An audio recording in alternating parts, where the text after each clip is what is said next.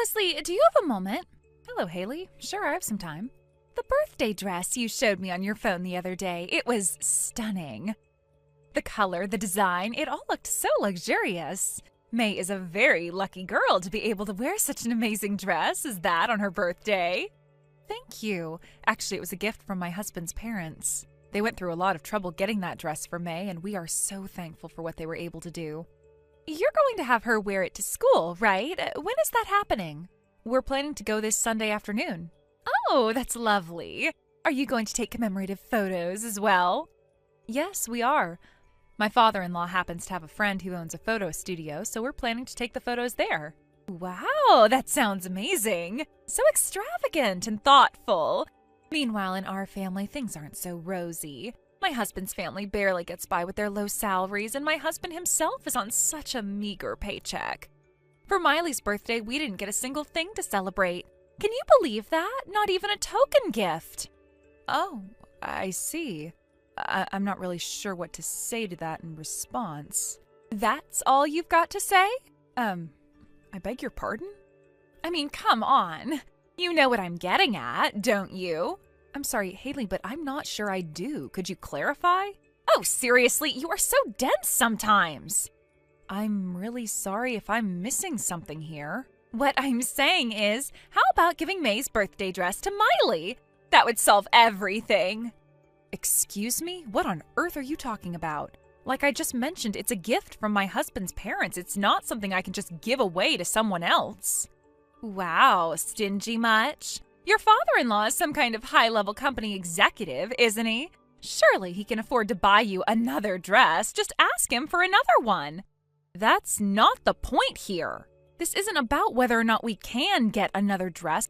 It's about treasuring the thoughtfulness and the sentiment behind the gift they sent us. Oh, come on. If you're so focused on treasuring thoughtfulness, how about considering my heartfelt desire to give Miley a proper birthday celebration? I just want to make sure my daughter has something special to wear on her big day.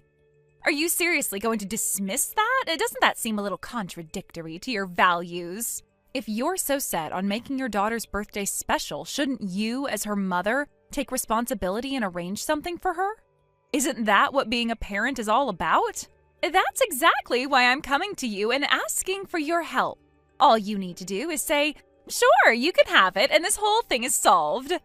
Miley gets to have a proper birthday celebration, and we all go home happy. Why are you being so difficult about this? Just give me the dress already. I'm sorry, but no, I can't do that. Wow, you're seriously so stingy.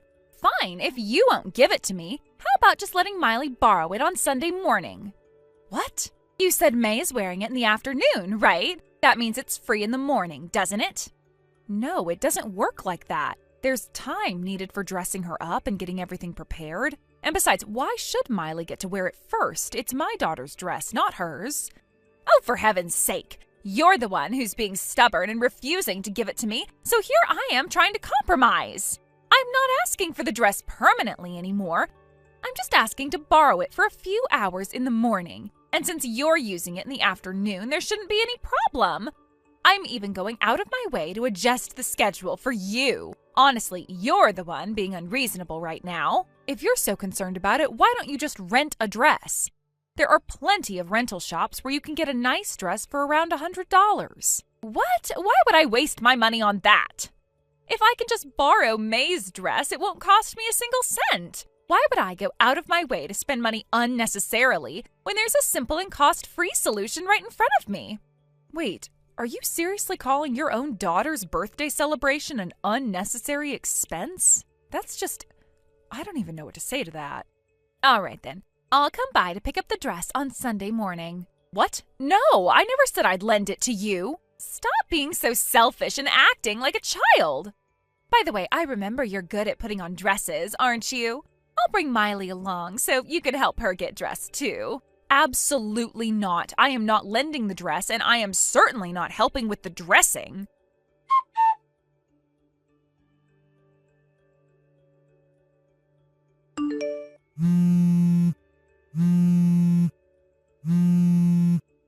Leslie!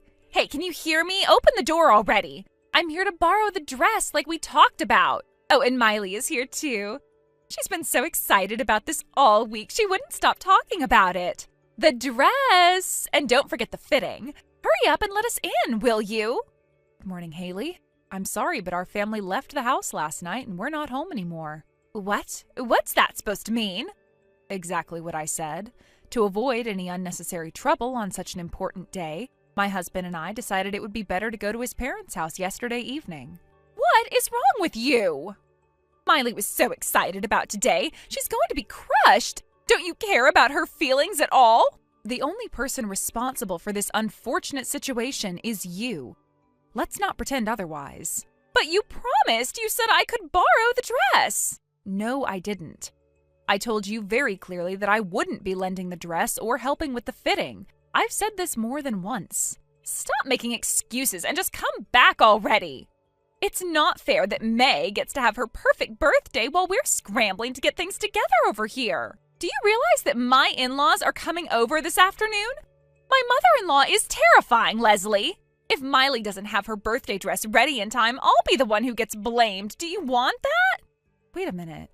Are you seriously telling me you didn't make any preparations yourself and were just relying on me to sort everything out? I don't care about any of that. I am telling you to come back right now. I can't. That's impossible.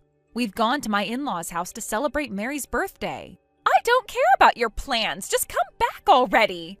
If you don't, I'll tell all the other moms that Leslie broke her promise and ruined Miley's special day. How would you like that? Actually, I've already contacted your husband. What? You contacted my husband? Yes, I did. Now, would you care to explain how we ended up in this mess? What are you talking about? From what I understand, your in-laws gave you money specifically to buy Miley's birthday dress. And not just a little, they gave you enough to get something really nice, complete with accessories. Well, yeah, but... And yet here you are, having done absolutely nothing. Instead, you plan to borrow May's dress and pass it off as Miley's. Don't tell me you spent money on something else and now you have nothing left for Miley's dress. If that's the case, what exactly did you spend the money on? Why would you go behind my back and contact my husband? And how do you even have his number? Wait a minute. Don't tell me. Are you having an affair with him? Excuse me? What are you even talking about? That's the only explanation that makes sense. You have been acting so cold towards Miley and me lately. You're probably doing all this to humiliate me and get back at me. You're a homewrecker, aren't you? I can't believe what I'm hearing. This is absolutely ridiculous. Our husbands work at the same company, remember? They're in different departments, but they're colleagues. What? Oh, they don't interact much, but they exchanged numbers at a company event. That's how I was able to contact him. No. This can't be happening. By the way, something you said earlier caught my attention. You mentioned that your in-laws are coming in the afternoon. Did I hear that correctly? Yeah, so what? Well, according to you, Miley only needed to borrow the dress for the morning. So why would your in-laws, who are presumably coming to see Miley all dressed up, be arriving in the afternoon? Why are you nitpicking such irrelevant details? It doesn't matter. Wait a minute. Were you planning on not returning the dress at all? That's not true. Your husband just sent me another update. What now? He told me that the reason you came here was only for the fitting because the dress was supposedly purchased with the money your in-laws provided. He said it was left in my care for today's celebration, but here's the thing. I never agreed to do the fitting, nor have I been entrusted with any dress. So what's going on here? Well, it's just... Your husband is currently rushing to buy Miley a new birthday dress. What? Apparently, he remembered that one of his old classmates works at a dress shop. He contacted them on the off chance they'd have something suitable, and luckily they do. Now he's on his way there, but he is furious because you wouldn't answer his calls. But If you're really worried about Miley, you should stop wasting time and follow your husband's instructions. No way, I don't want to get scolded. Hey, does your house have a place where I can hide? You've got to be kidding me. Running away now is only going to make things worse. I don't want to hear it. This whole thing is your fault anyway. If you hadn't been so stubborn, we wouldn't be in this mess. Excuse me, my fault? I gave you plenty of notice that I wasn't lending the dress or helping with the fitting. You should have just done it for Miley's sake. What kind of person says no to a child's happiness? Don't try to guilt trip me. Miley's happiness is your responsibility, not mine. You're just trying to make me look bad in front of everyone, aren't you? You're doing that all on your own. I don't need to do anything.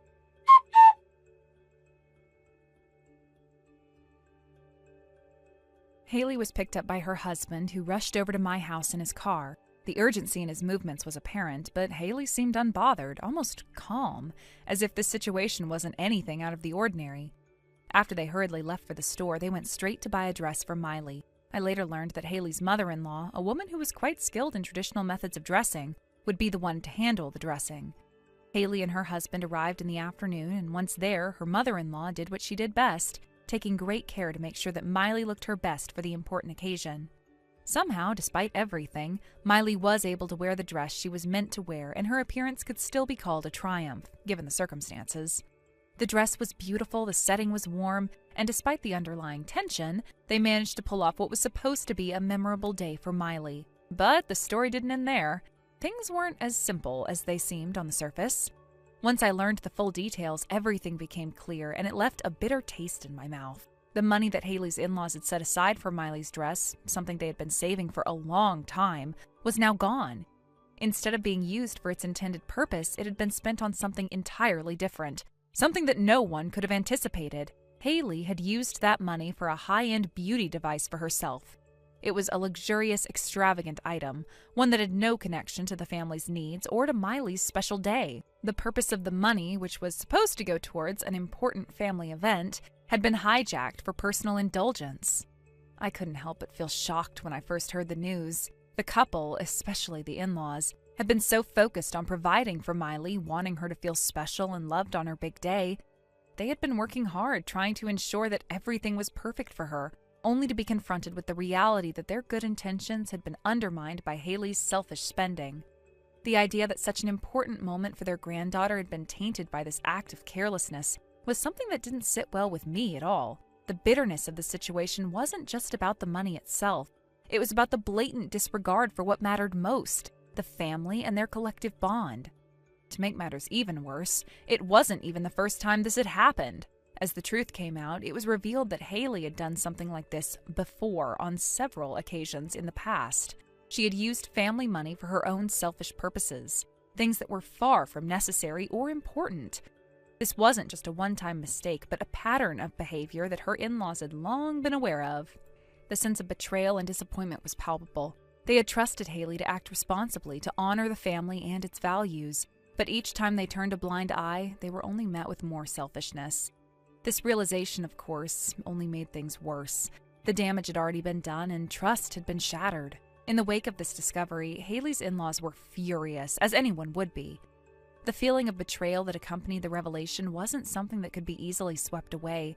They had tried to support Haley, tried to give her the benefit of the doubt, but it was clear that things had gone too far. The consequences of Haley's actions were inevitable. Her in-laws decided that they would no longer allow her to manage the household finances. They were taking control, and not just of the money, but of the household itself. It wasn't just a simple matter of money anymore. It was about respect, responsibility, and trust. The decision was made quickly, and the change would be permanent. Haley's in-laws would move in with them. This wasn't just a temporary arrangement. This was a drastic shift in the household dynamics. It was a clear sign that the family had had enough. No more would Haley be able to manage things on her own, especially when it came to finances. The responsibility was now in the hands of her mother-in-law, who had always been known for her grace, elegance, and poise. She was a woman who had always conducted herself with dignity, but it was clear that she had reached her limit. Haley's actions had forced her hand, and now she would take charge of the finances to ensure that there were no more mistakes. As for Haley, the situation was overwhelming. She found herself under constant scrutiny, something that she had never experienced before. Every day, her mother-in-law would give her stern lectures, not out of malice, but out of necessity. Haley needed to learn, and learn quickly, that there were consequences for her actions. She couldn't continue to live in a world where money was something to be spent without a second thought. Her family's well-being and the future of her daughter depended on it. The lessons were harsh, but they were also necessary. Every day, Haley felt the weight of the education she was receiving, one that she had never asked for, but one that would shape her for the rest of her life. Her mother-in-law, though kind and well-meaning, was not one to let Haley off easily. The lectures were frequent and they were filled with disappointment and concern. Haley knew that her mother-in-law was not doing this because she hated her, but because she loved her. She was teaching Haley the hard lessons that no one else had been able to teach her. Haley had grown accustomed to living a life of indulgence and excess, but now she had to face the consequences of that lifestyle. The lessons were tough, and at times Haley felt as though she couldn't breathe. It was like she was suffocating under the weight of her own mistakes. Her husband, too, found himself in a difficult position. He loved Haley, but he also loved his parents. It wasn't an easy decision for him to make, but in the end, he supported his parents' choice. He couldn't ignore the fact that Haley had used their money for their own selfish purposes. He had always tried to protect her, to shield her from the consequences of her actions, but this time there was no hiding. The damage had been done, and it was something that could not be undone. He had to choose between loyalty to his wife and loyalty to his parents, and in the end, his loyalty to his family won out. For Haley, the realization hit hard. She had always prided herself on being independent and capable, but now she was forced to confront the reality that she had failed. She had failed herself, her family, and her daughter.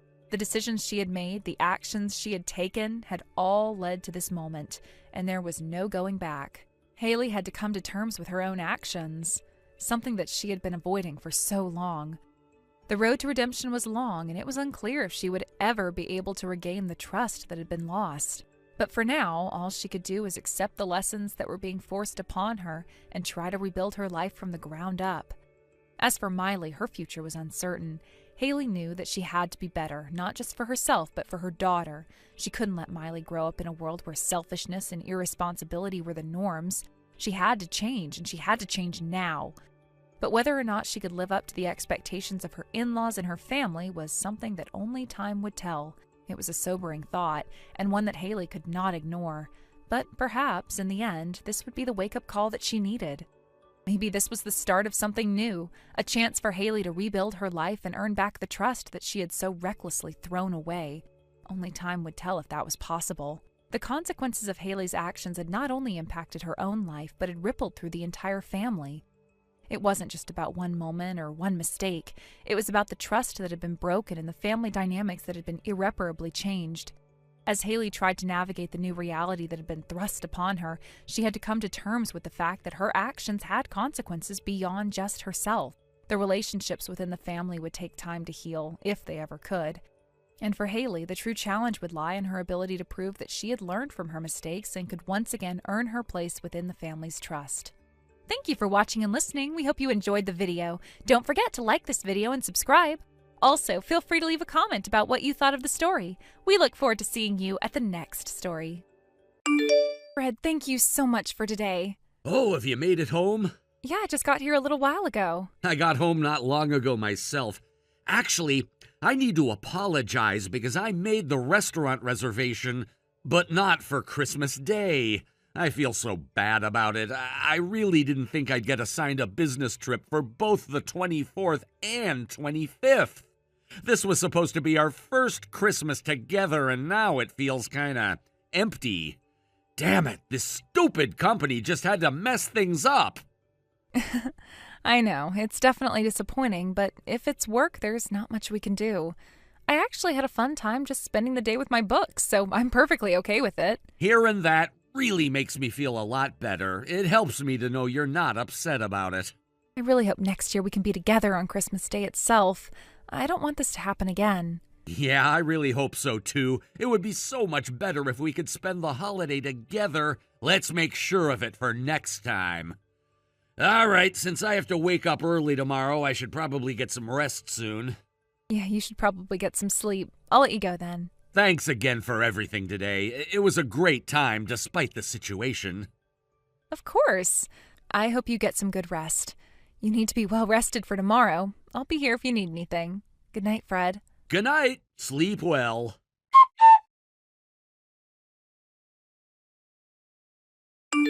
Jamie, Merry Christmas! Oh, hey. It's still 12 hours away, you know. I know. I couldn't wait to message you, especially since it's been almost half a month since we last talked. Sorry for the sudden message, though. No, it's totally fine. It's just a little unexpected, that's all. So how have you been? Have you been busy lately? Well, yeah, I've actually been really busy with work. My company started offering me some work I can do from home, which is great because I get to be at home with the kids. It's been keeping me pretty occupied, to be honest. Oh, that's great. Balancing work and raising a child must be really tough, but I'm sure you're doing just fine. You've always been good at handling everything, and you seem pretty excited, huh, Sam? I can tell you're in a good mood. Well, of course, it's our first Christmas since getting married, so I'm pretty pumped. I'm actually in the middle of making some Christmas cookies right now.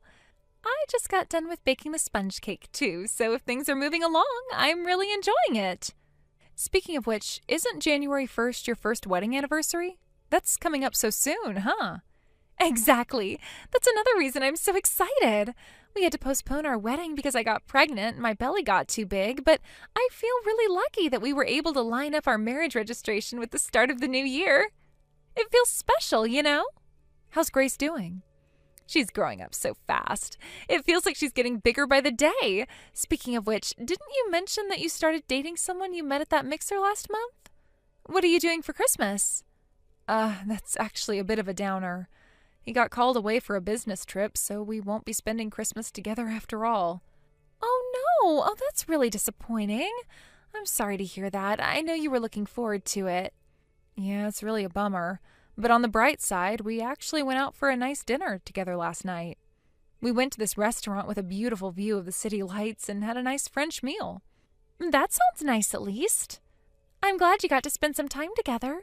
But if you're free later, you and your boyfriend should come over to our place. I'd love to introduce you to my husband. Oh, right. I don't actually know what your husband looks like. Oh, right. I've never actually shown you a picture of him. He's not the best at pictures, though. When he knows he's been photographed, he gets all stiff and tries too hard to look good. He's a little awkward about it, but that's just him. That sounds so like him. But actually, I just took a really cute photo of the two of us in front of the Christmas tree, so I'll send it to you now. Wait, really? You're just sending it like that? Well, I just want to brag a little. Okay, go ahead. I want to see him. Here's my husband. Wait, this guy? Yeah, his name's Fred. I see. So this is him. What? Is there something wrong with Fred? Why do you sound so surprised? Oh, no, it's not that. I'm sorry, I just wasn't expecting that. It's just that, well, there's something I need to tell you in person. Could we meet right now? I really don't want to talk about it over message. Huh? Oh, well, sure, but why? What's going on? I can't really explain it through messages. It's not something that's easy to explain in a text. It's a little more complicated, but it's really important. I really need to talk to you about it face to face. You sound serious. What's going on? Should I be worried? It's just something I need to clear up with you. I don't want to take up too much of your time, but I really need to see you. Okay, if you say so. How about we meet at the family restaurant in the shopping center around 2 p.m., the one we used to go to after my part-time job? I know it's been a while since we met up, but it's a good place for a chat. That works for me. I'll see you there.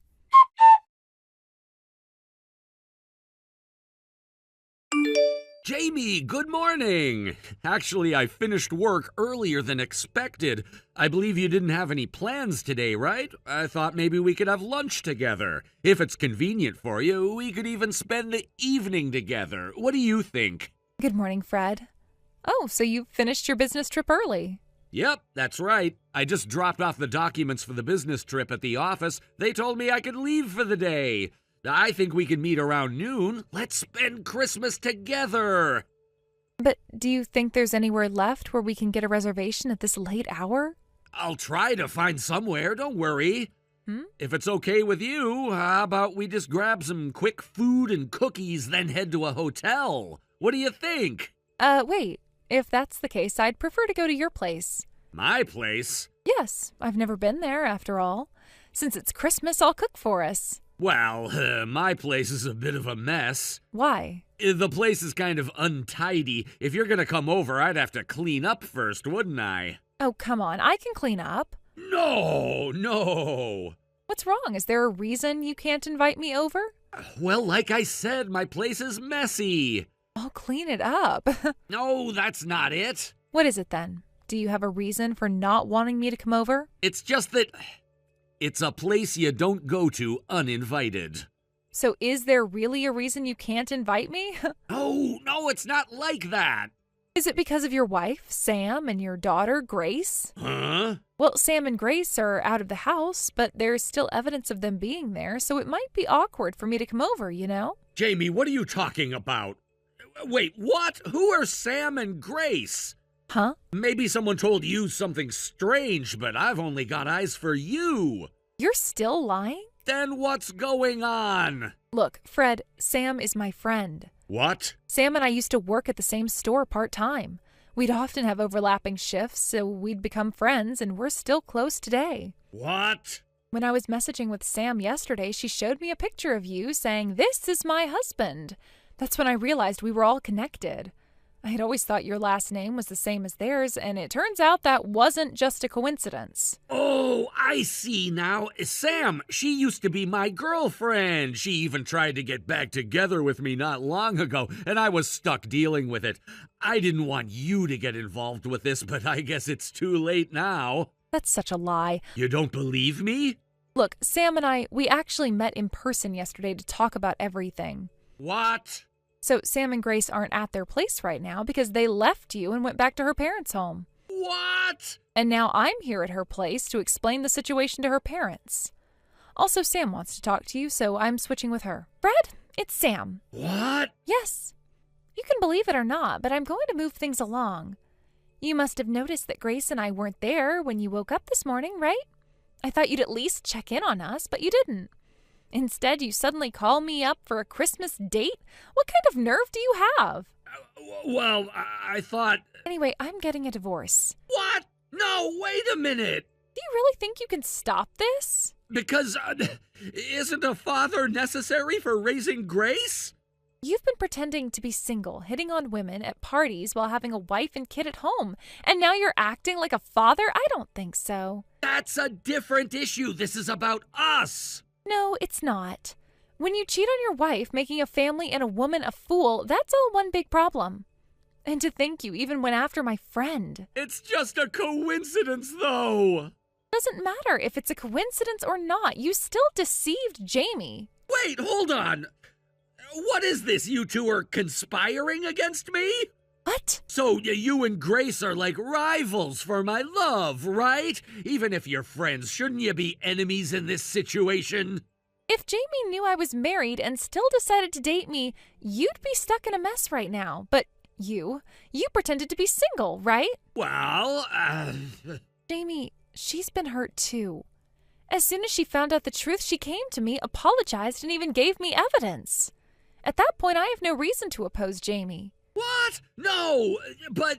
No matter how you explain it, you betrayed your wife and played with another woman's feelings. That's the fact. But... What? You still have an excuse to make? I'm the one who's your husband and Grace's father. And so what? Well, at this rate, talking over messages isn't going to solve anything. Let's get this divorce moving. Wait! You don't need to worry about Grace. I just returned to work, so I'm financially stable, and I have plenty of support from my parents. Even if we divorce, I'm not worried at all. Wait! I'd like to wrap this up by the end of the year, so please cooperate. What? Today's Christmas! Why would you want to make such a bad memory on a day like this? Come on, just let it go. And now can you let me talk to Jamie? Jamie? Of course, she's going to be leaving you as well. What? Well then, I'll be getting in touch with you again soon, through a lawyer, of course. Wait a minute! Wait! Just shut up already. You've already dragged so many people into this mess. You've hurt Jamie, you've hurt Grace, and now you're trying to make it all about you again. You need to stop, Fred. Seriously. What are you talking about? What do you think I'm doing? I'm trying to fix everything. I'm trying to make this right. It's not like I didn't make mistakes. I'll admit that. But don't you see? I'm trying to make up for it all. Make up for it? How can you possibly make up for all the lies, Fred? You've been living a double life. All the while you've been telling me one thing and living a completely different reality. I trusted you. I believed in you. And now you want me to just forget all of it? Just pretend like nothing happened? Sam, Goodbye, Fred. I am done with your sorry ass. Sam!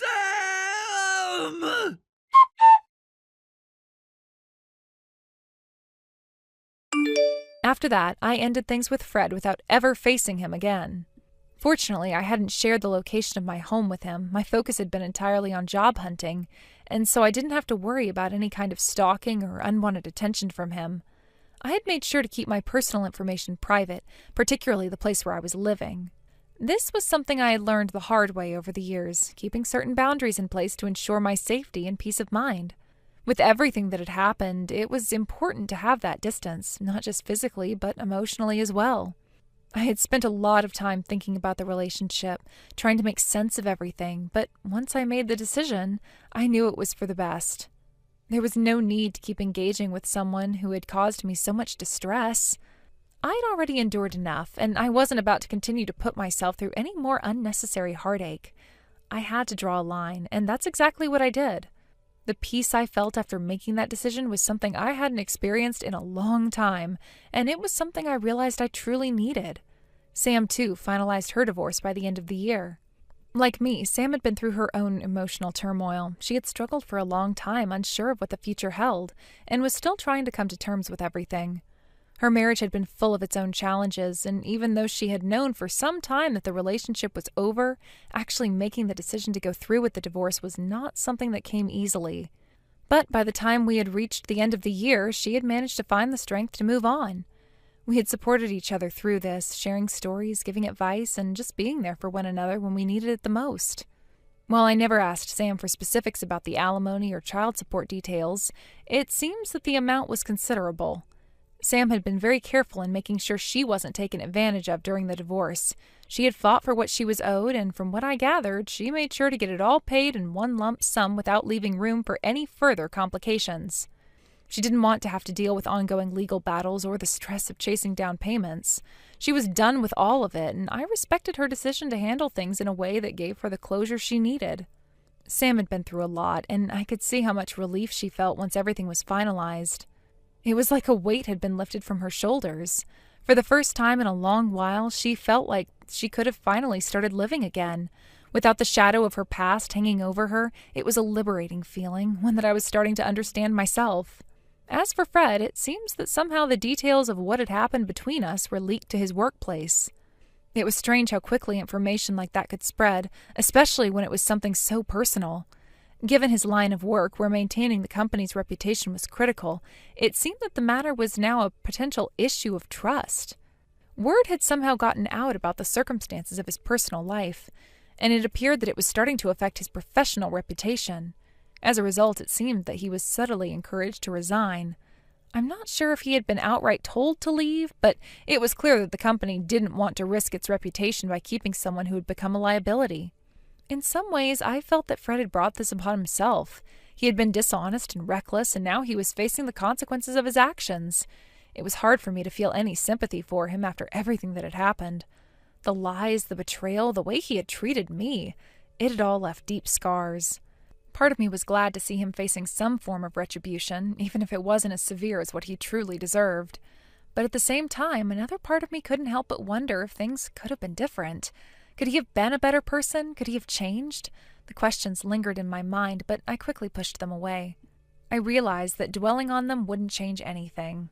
What mattered now was how I chose to move forward, not how Fred was dealing with the fallout of his own choices. So, all things considered, this turned out to be a miserable Christmas for both Sam and me. Not only had we both been through such personal upheaval, but the timing also made it feel like an extra burden. The holiday season, which is supposed to be about joy and togetherness, only seemed to highlight how much we had lost and how uncertain everything felt. Christmas, for me at least, was a time of reflection, of looking back on the year and wondering where things had gone wrong, where we had failed and what we could have done differently. But in the end, it didn't matter. Christmas was, at best, a reminder of the pain we were each going through, and at worst, it felt like an extension of the emotional chaos we were already dealing with. Despite all the negative feelings surrounding the holiday, there was still a small flicker of hope within me. I knew that this difficult time wouldn't last forever. Sam and I both know that we would eventually find our way out of the darkness. It was just a matter of time. However, the start of the new year offered a slight glimmer of hope. I made a promise to Sam that we would attend a New Year's Eve party together as a way of cleansing ourselves from the previous year's troubles. It was a small gesture, but one that felt important. an opportunity to leave behind the dark days and try to start fresh.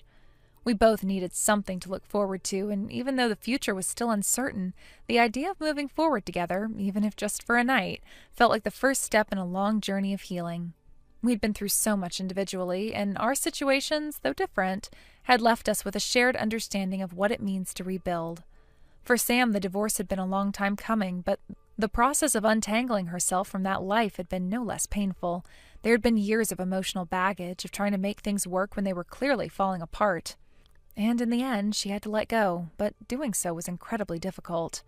But of course, we're not going to let the memories of Fred get in our way, and come New Year's Eve, Sam and I have plans to spend the whole day together with one another celebrating our fresh starts. Jacob, sorry for texting you while you're busy at work. I know your schedule's packed today, and you have a lot to get done this week. Kristen, what's going on? Is something wrong? I just found out I need to head over to my parents' house right away. It's a bit of an emergency, I guess. What happened? Did something happen with your mom or dad? It's my dad. Apparently he missed a step on the stairs and fell. The neighbor called me to let me know he was taken to the hospital. It may get pretty bad, so I'm going to go see him. Oh no, that sounds serious. Is he okay? I'm heading out now to check on him and see how he's doing. What about Manny? Are you taking him along with you? Yeah, I think it'll be fine. I'll bring him with me to the hospital and then to my parents' house. Are you sure? It sounds like a lot to handle on your own. If you need me to come and help, I can leave work early. It's not a problem. No, don't worry about it. I know you have that business trip today. Plus, I was told that he didn't hit his head or anything, so it's not a super serious injury. The doctor's already treated him, and it seems like he's doing okay. Well, that's a relief. Still, it must have been scary for him and for you. Yeah, it's hard not to worry. But still, I'm a bit concerned about how bad the injury might be. But I figured I'd stop by, check on him, and bring Manny along. Seeing his grandson might help cheer him up a bit. I think that's a great idea. If you're sure it's not too much trouble for you, it could really brighten his day. Thanks. I might stay overnight if things seem like they'll take longer. That's fine. Just take care of your dad and don't stress about anything else. Thank you. I'll head out now. Drive safe and let me know if you need anything.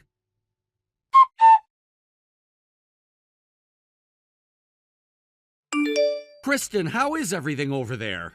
I'm sorry for making you worry. My father, he sprained his ankle. It's not that serious, but it still hurts when he walks. For now, I think I'll stay here for a few more days, just to keep an eye on him. Oh, I see. Your dad sprained his ankle, huh? Yes, that's right. Since my mom passed away, living alone during times like this really becomes an inconvenience, doesn't it? Well, when I rang the doorbell, Manny came running to greet me all hyped up, carrying him on his shoulders, looking all excited. What? With the way he was acting, you could probably come back home now, don't you think? Jacob, what are you talking about? No, really, that's the line I should be saying here. Apparently you and your secret man were planning to go on a trip alone together, just the two of you or something like that? And you plan to have your father watch Manny for you while you're away? Wait, hold on. Are you really at my parents' house right now? Well, yeah. What about your business trip then? How could you possibly lie about something like that? I can't believe you're the one saying that to me. By the way, the business trip is real. Things wrapped up a lot sooner than I thought. When I realized that your parents' house is just a 30-minute drive away from my work trip location, I decided to tell my boss about the situation and asked for permission to go off on my own while still being on the trip.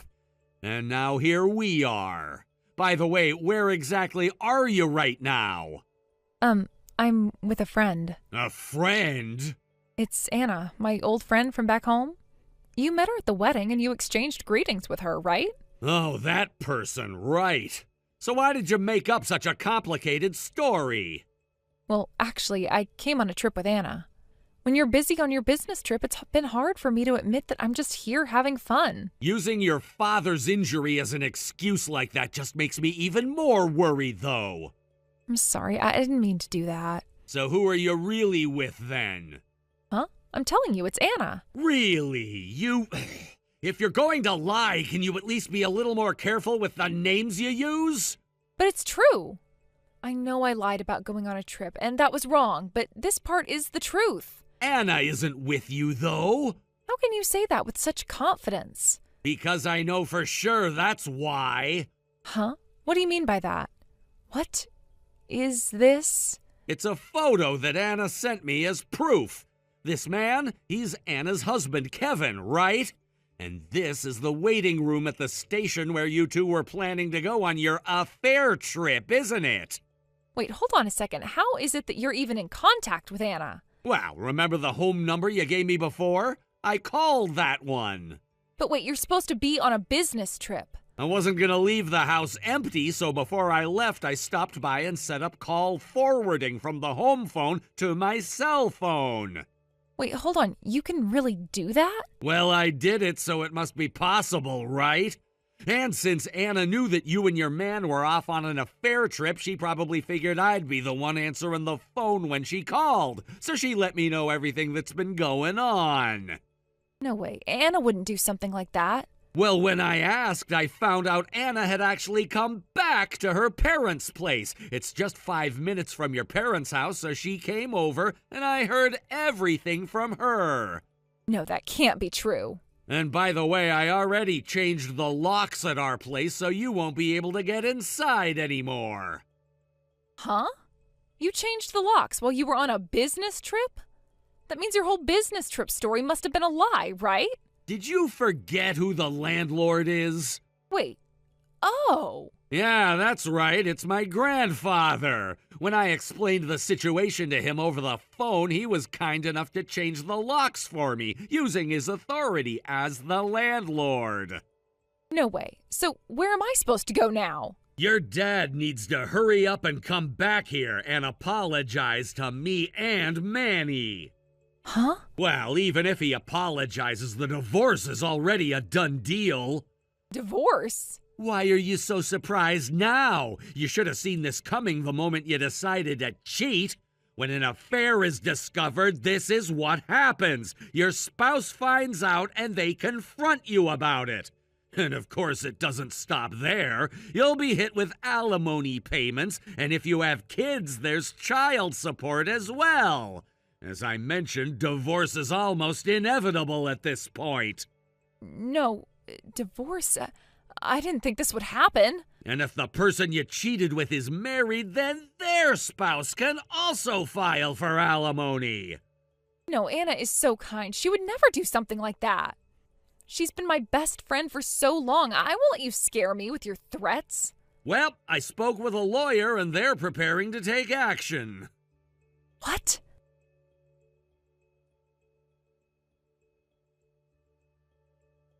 Let me talk to Anna for a second. It looks like she's blocking my calls. The lawyer will reach out to you soon. I know divorce alimony can cost hundreds of thousands of dollars, right? Do you think I have that kind of money? Can't you just understand how much pressure this is? Let me talk to Anna right now. Kristen, it's Anna. Anna, this is horrible. Aren't we friends anymore? Once you slept with Kevin, you stopped being my friend. I didn't want to talk to you again, but seeing that you're seriously misunderstanding things, I figured I should correct that at least. Why are you betraying me?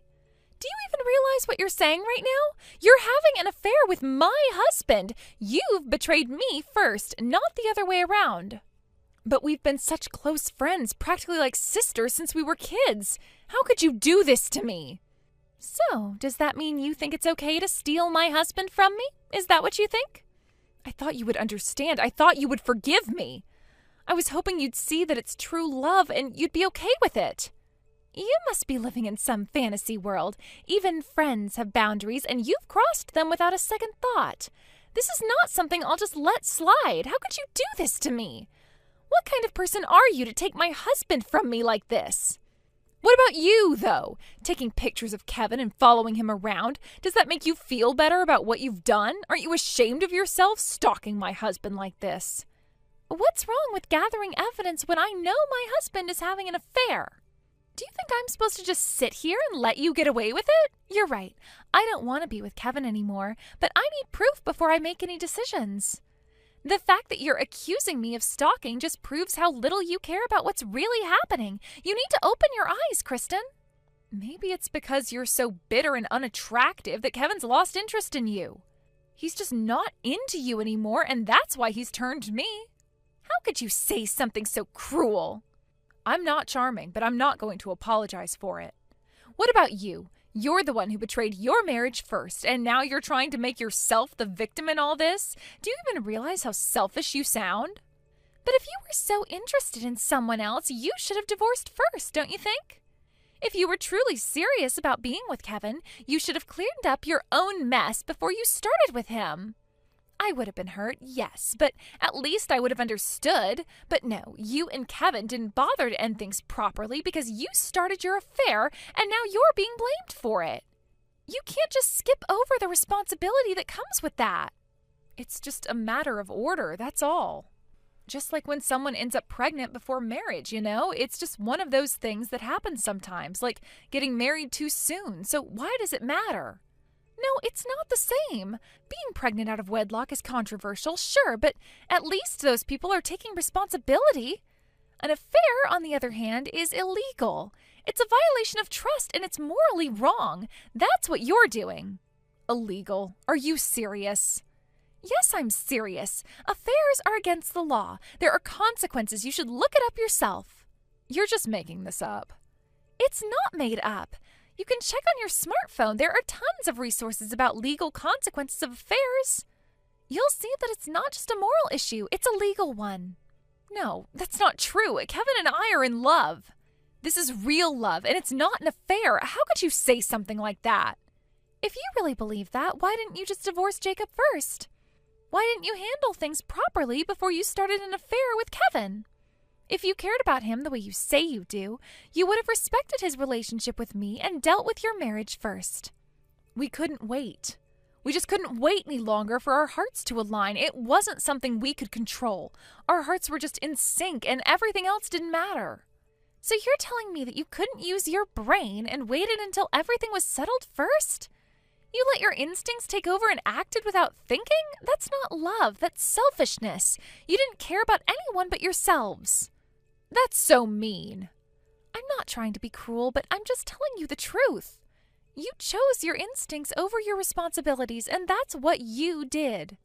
You and Kevin need to face the consequences of your actions. You can't just blame everyone else when you've crossed so many lines. But you, Kristen, you still can't seem to admit what you've done is wrong. You're in complete denial about the damage you've caused. No matter how much you try to justify it, this affair was wrong. No, it's not. This isn't an affair. We're in love, and you need to understand that. Well, let me explain it to you in terms you can understand. When you're married and you're involved with someone else, that is what's called adultery. It's a violation of the vows you took. Now, Jacob and we both have the right to ask for alimony from you and Kevin. That's the legal process. Wait, no, that's not fair. You can't just do that to us. Yes, I can, because this is the consequence of what you've done. You don't get to break the rules and then cry when there are consequences. You have to take responsibility for your actions, Kristen. So, are you done now? I think this pointless argument has gone on long enough. You're not going to change my mind, and I don't think I can change yours. Anna! Kristen, it's Jacob now. Can you hear me out for a minute? What is it? Anna's right. Everything she's said, it's exactly what I've been trying to tell you. She's said everything I wanted to say, and I'm glad she did. It's a shame that you still don't understand. Jacob, I thought you would understand me. You've always been there for me. Why can't you see things from my perspective? No, I don't understand, and I'm not going to. It's a mystery how someone who's involved in an affair can act so clueless. Do you even realize the mess you've created? Jacob! Look, I don't think someone like you who's completely lost touch with reality should be raising Manny. I'm taking Manny, and I'm gonna raise him properly. Wait, what? You can't take him away from me. We'll settle this through the lawyers. You need to face the consequences now, Kristen. Wait, no! You can't just do this to me. Please don't take him.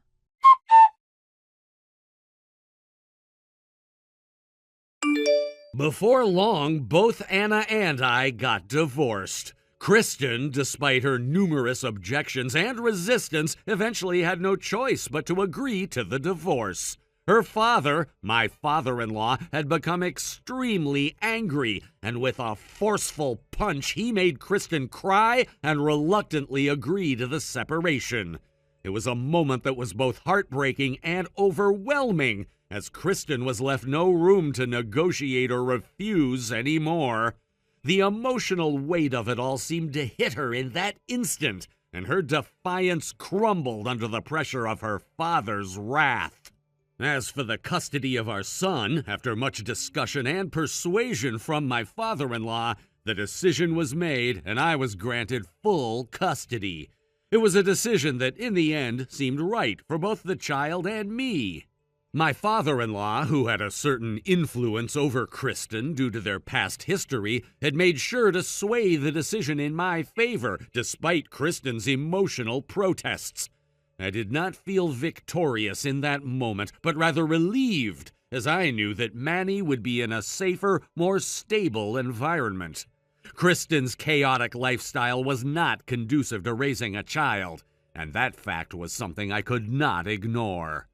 However, the aftermath of this divorce was not an easy one for Kristen. After the separation, she and her affair partner found themselves in an increasingly dire financial situation. The alimony and child support payments, which amounted to more than $100,000 combined, caused their household to plunge into financial turmoil. Kristen, who had already been living on the edge with her reckless behavior, was now forced to face the consequences of her actions. The financial burden of these payments drained her resources and added a layer of stress that only compounded the emotional turmoil she had been dealing with since the divorce. Incredibly, the relationship between Kristen and her affair partner did not last long after the financial pressures hit. I heard that just a month after they began living together, their relationship came to a sudden and abrupt end. It was clear that the weight of their shared financial difficulties was too much to bear, and their once passionate connection was obliterated by the realities of debt and personal struggles. It was a devastating collapse that reflected how fragile their bond had been from the start. The affair, which had initially seemed like an escape for Kristen, had only compounded her problems and left her with even more to confront. Meanwhile, my father-in-law, who had been deeply offended by Kristen's infidelity, made it clear that he would never forgive her for what she had done. He could not stand the idea of his daughter continuing to live in the house where so many memories of her betrayal had been made. In the wake of our divorce, my father-in-law made the decision to sell the family home and move away, cutting all ties to the past. He didn't want Kristen to have any connection to that place, and to ensure she could not find him, he did not inform her of his new address. He disappeared from her life as quietly as possible, without leaving a trace. As the weeks went by, Kristen's persistence became unbearable. She repeatedly reached out to me, begging for reconciliation, desperate to rekindle the relationship that had once been the center of her life. I could feel her desperation in every message she sent, every phone call she made. But I had made up my mind. There was no going back. The betrayal was too great, and my heart could not allow me to forgive her for the pain she had caused. To escape her relentless pleas, I made the decision to leave the city. I took Manny with me, and we relocated far away to a place where Kristen would no longer be able to contact me as easily. It was a necessary move, both for my own mental health and for the well-being of my son, who needed to be free from the tension and chaos that Kristen continued to bring into our lives. We moved to a distant location, and I started a new job there. The transition was difficult, but it provided the fresh start that I so desperately needed.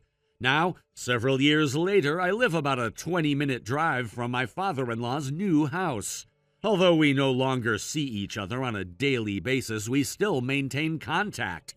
Manny, now much older, is able to visit his grandfather from time to time, and the bond between them remains strong. My father-in-law, despite all the years of tension and emotional pain, has continued to support me and Manny, and his role as grandpa is important to both of us.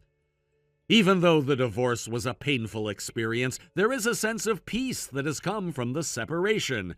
It's as if, over time, the raw emotions have slowly faded, and now we're left with only the reality of our new lives. I no longer feel the bitterness that once consumed me. Kristen's actions may have torn our family apart, but in some ways they also set us on a path to healing. Manny and I have built a life that is free from the toxicity that once defined our home. We have a routine, a stability that we never had before. Looking back on everything that happened, I can't help but feel a sense of gratitude for the lessons learned. Yes, the divorce was painful and the emotional scars are still there, but I have gained clarity and understanding from it all. I've learned to prioritize my happiness and well-being, and above all, to protect Manny from the negativity that once clouded our lives.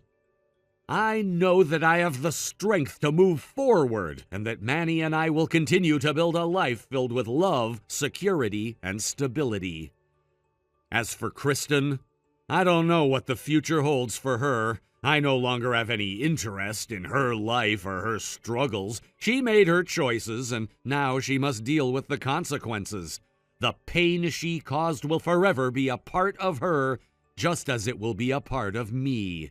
But I've learned that I can't let her actions define my future or my happiness. I'm moving forward, and I'm focused on the future, on providing for Manny and creating a safe and happy life for him.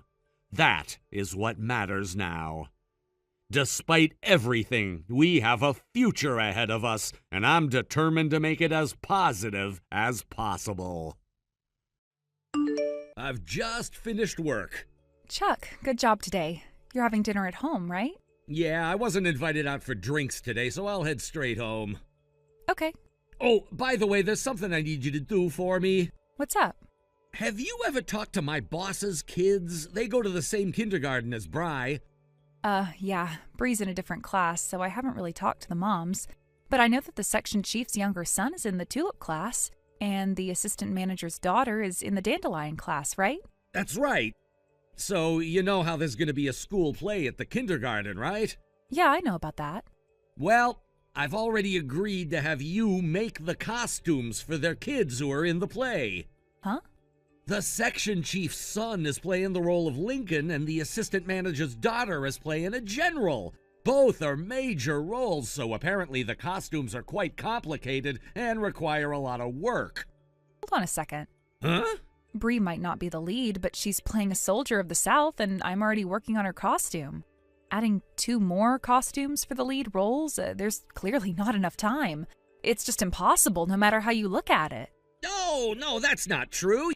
You went to a sewing school, didn't ya? Stop acting like you're hesitating. Making costumes for a kindergarten play should be a piece of cake for ya. I'm telling you, it's not going to be a piece of cake. That's why I'm saying it's impossible. And what's with deciding this without even consulting me? I'm running a sewing business here, you know. Technically, I should be charging for this service. Come on, don't be like that. The payment is a priceless increase in my reputation from my boss. What? If we get this right, there's no doubt that my stock will rise. As a professional in sewing, I'm counting on you to do this right without cutting any corners. No way. Huh?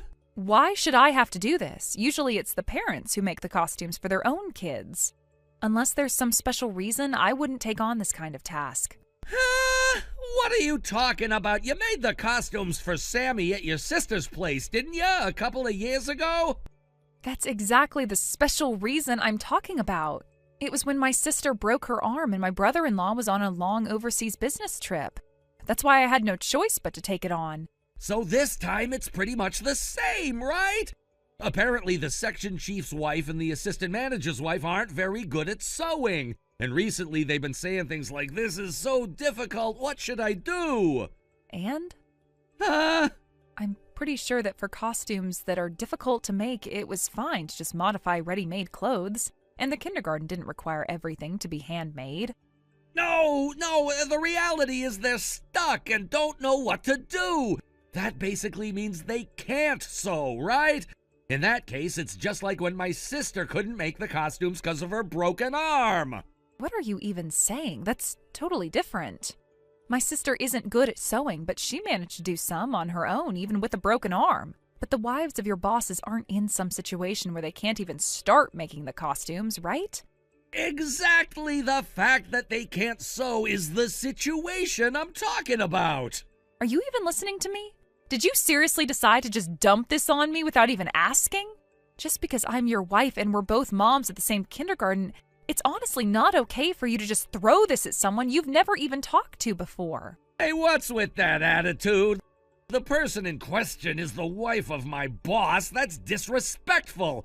Think about your position before you say anything. I'm just sharing my thoughts from a mother's perspective.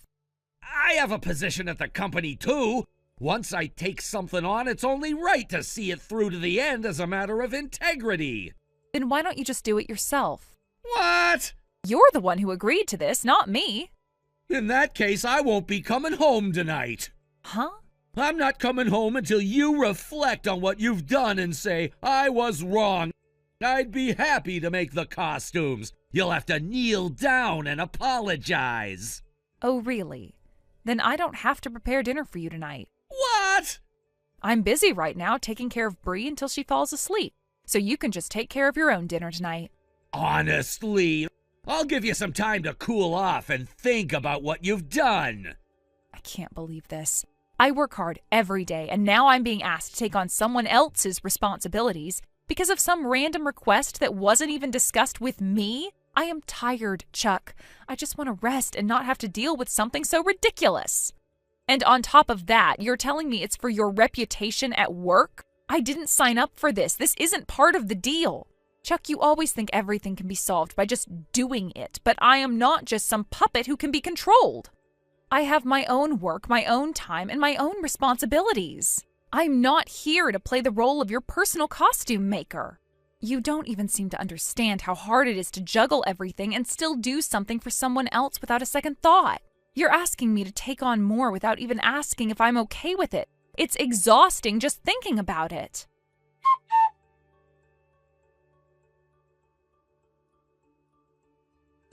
Hey, have you had enough time to reflect on your actions yet? What are you talking about?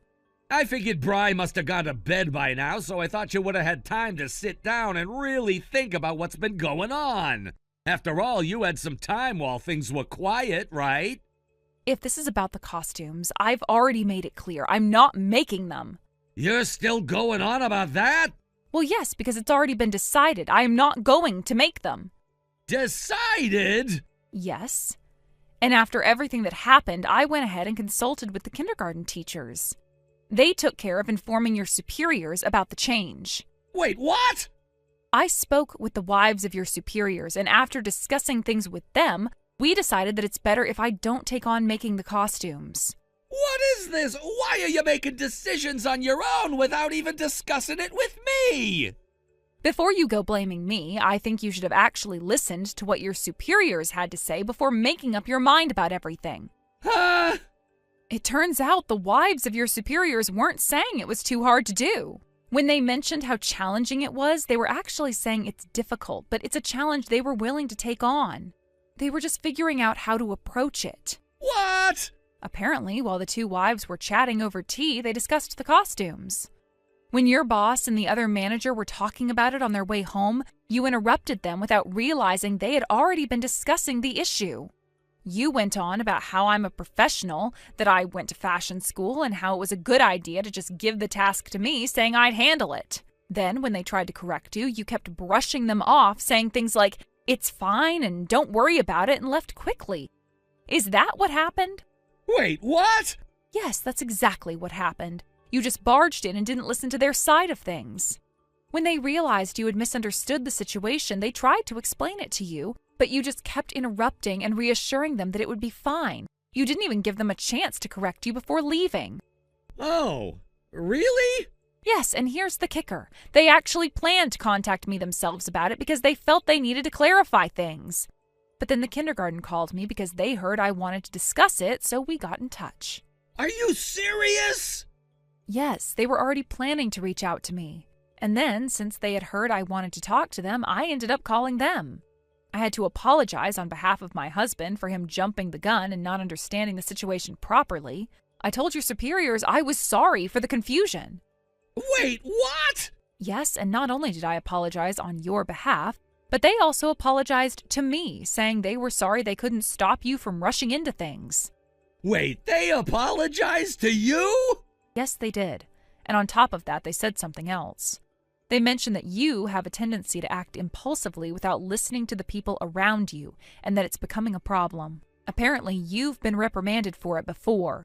They even expressed concern that your impulsive behavior could lead to you making a major mistake at work. They're genuinely worried about the impact it could have on your career. Are you serious? Yes, I had no idea either. I never realized that your tendency to act without thinking was causing such a big issue at work. I honestly feel bad for you, but at the same time, this needs to be addressed before it gets out of hand. You need to start paying attention to how you approach things, or it's going to continue causing problems. I didn't mean for it to get this bad. I know you didn't mean for things to get out of hand, but unfortunately, that's exactly why it's so problematic.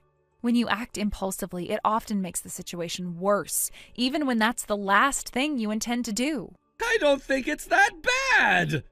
But it is that bad. Look at what just happened with this whole costume debacle. You misinterpreted everything, acting on your own assumptions, and caused a big mess without taking the time to listen or consider anyone else's perspective. Oh, I see. And what's worse is that you wasted everyone's time, including mine. We could have avoided all of this if you had just communicated with the right people and listened to their input. But instead, you pushed ahead without thinking it through. I didn't mean to waste anyone's time. I know, but that's the consequence of acting on impulse. Now you've put us all in an awkward position, and we're going to have to undo the mess you've created. So what should I do now? Well, first things first, you need to apologize to both your boss and the other manager tomorrow. They need to hear it from you that you realize your mistake and that you understand the consequences of rushing into things like this. And after that? You also need to take a hard look at how you act in the future. You can't keep rushing into situations without considering what others are thinking. You've got to stop acting impulsively, or else you're going to keep sabotaging your own success. So, I have to apologize for everything? Yes, and don't just say a quick sorry and move on. You need to really explain to them that you understand the problem and that you're committed to doing better. If you don't show them that you've learned from this, nothing will change. I see. I really messed up, didn't I? Yes, you did, but that doesn't mean you can't fix it. You just need to stop acting impulsively and learn to think before you act. If you do that, you can avoid making this kind of mistake again. Okay, I understand now. I'll make sure to apologize properly tomorrow. I don't want this to happen again. Good. Well, I'm glad you understand. Now you really need to make sure you work on this behavior. Otherwise, it's going to keep causing issues for you and everyone else around you.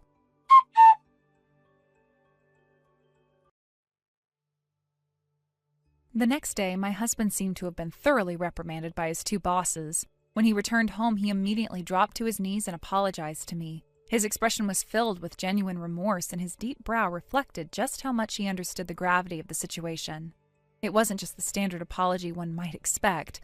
There was real humility in the way he approached me. He had clearly been given quite a talking to at work. The way his bosses had reacted was serious, and I could tell he wasn't just apologizing to fulfill some obligation, but because he truly recognized the mistake he had made. When I went to pick up our children from the kindergarten later that day, I had the chance to meet with the other wives, as they were there too. After a few moments of small talk, I apologized to them for the incident that had occurred, acknowledging how uncomfortable it must have made everyone. I explained that it wasn't something I had expected to happen, and I genuinely felt sorry for the disruption it had caused. It was important to me that they knew I took full responsibility for the situation, and that I wanted to maintain a good relationship with all of them, especially since we were going to be seeing each other regularly from then on. It wasn't just about being polite, it was about ensuring that any tension or awkwardness was addressed, so everyone could move forward. The whole incident actually turned out to be a turning point for me. While the situation had started out as uncomfortable, it ended up bringing the wives closer together. It became a kind of bridge that allowed me to interact with them more, and before long, I had formed a friendship with both of them. They were both very approachable and warm-hearted women, which made the transition from awkward strangers to genuine friends much easier. There was absolutely no sense of distance between us, no feeling that I was only being included because I was the wife of their husband's subordinate. They treated me like an equal from the very start, and I greatly appreciated that. We started spending more time together, chatting about everything from family matters to personal interests. It was nice to be able to socialize with them without any underlying tension or discomfort. One of the women, the wife of the section chief, was particularly easy to talk to. It turned out that she worked in a neighboring department as a part-time employee, which was an interesting bit of information I wouldn't have known otherwise. As we talked, I realized how much we had in common. Despite the different roles we had in the workplace, it was funny because while we were discussing our husband's work and how their respective departments were structured, I began to get a clear picture of what went on at my husband's workplace. Thanks to our new friendship, I found myself learning more and more about the environment he worked in, and even the things he didn't share with me at home became clear. The more we spent time together, the more I realized how much I appreciated their honesty and openness. I wasn't expecting them to divulge confidential details or insider information, but the little glimpses into their lives and the workplace dynamics helped me understand my husband's challenges a bit more. It also made me more aware of the pressure he was under, and how some of his behaviors, while not excusable, were perhaps a result of that stress. As for the section chief's wife, she was always so positive and kind.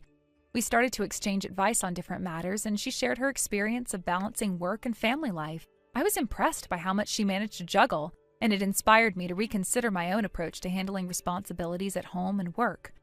We would often joke about how, despite having full-time jobs, our husbands seemed to take longer to get their acts together than we did. But it was all in good fun, and it made me feel better to know that other women were going through similar experiences. Thanks to these interactions, I ended up learning quite a bit about my husband's work life. I found out about the small yet significant challenges he was facing daily, things that had been hidden from me before. Of course, I didn't directly ask for these details, but little by little the information came to me. I could see how it affected him, and it helped me understand his behavior better, especially in terms of how he reacted to stress. This new understanding also led to a deeper conversation between my husband and me. It wasn't long before we had what I'd call a couples reflection meeting, where we took time to discuss the issues that had arisen and to reflect on what we could both do better. I think my husband found it to be a useful exercise, as it gave him the chance to evaluate where he had gone wrong and to think about how he could improve. During our conversation, he admitted that he had neglected to prioritize certain things at work, which led to the tension that had spilled over into our personal lives. He was grateful for the opportunity to discuss these things openly and for me to not judge him too harshly. It was a positive step in our relationship, allowing both of us to see the other's perspective. Since then, my husband has taken steps to improve himself professionally. He's made a concerted effort to focus more on his work and has been achieving much better results. I've noticed a change in him. He seems more focused and driven, and he no longer lets minor issues distract him as easily. He has begun to take more initiative at his projects, and I can tell that his bosses have already noticed the shift in his attitude. It's not that everything is perfect now, but there's been a noticeable improvement, and I'm proud of the progress he's made. Thank you for watching and listening. We hope you enjoyed the video. Don't forget to like this video and subscribe. Also, feel free to leave a comment about what you thought of the story. We look forward to seeing you at the next story. Thank you for watching. Please subscribe and hit the like button. See you next time.